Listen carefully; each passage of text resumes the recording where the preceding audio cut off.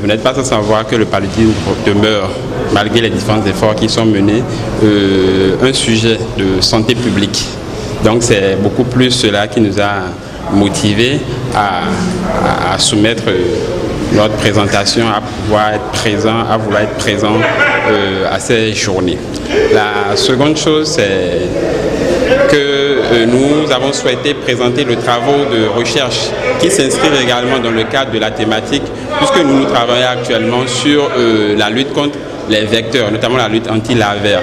Et donc tout ça s'inscrit en fait dans le cadre de l'élimination de ce fléau que constitue le paludisme actuellement. Alors, en participant justement aux journées scientifiques aujourd'hui, mes principales attentes elles sont de trouver justement un certain nombre de réponses aux questions que je me pose, à savoir, est-ce qu'en réalité au Bénin nous pouvons éradiquer cette maladie?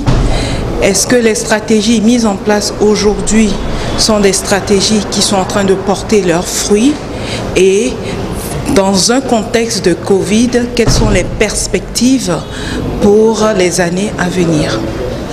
Alors mes attentes, c'est d'avoir vraiment un aperçu de tout ce qui est fait par les équipes béninoises ici.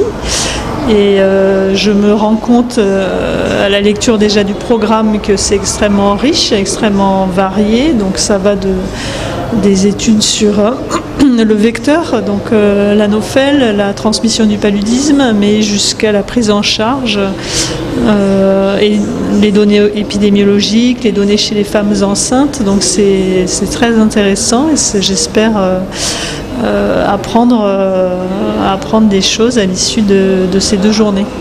Et c'est vrai qu'il y a encore des défis que nous devons relever, comme la mise à l'échelle de l'utilisation d'artesunate au niveau des formations sanitaires et hôpitaux, le retrait de la quinine du rayon des formations sanitaires et des dépôts répartiteurs de zones sanitaires, et les défis d'indicateurs de TPI.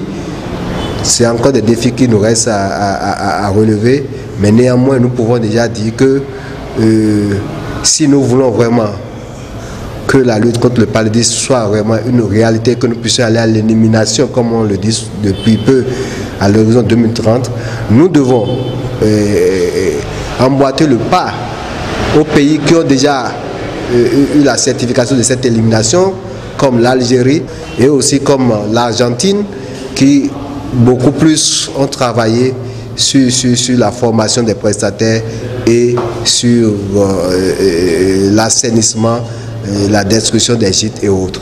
Donc, toutes ces stratégies que je viens de citer, qui doivent être mises en œuvre beaucoup plus au niveau communautaire, donc dans la communauté, d'où l'importance vraiment des CDPNLP, qui sont des structures au niveau intermédiaire, mais avec une opéralisation au niveau périphérique, donc au niveau communautaire. Je vous remercie.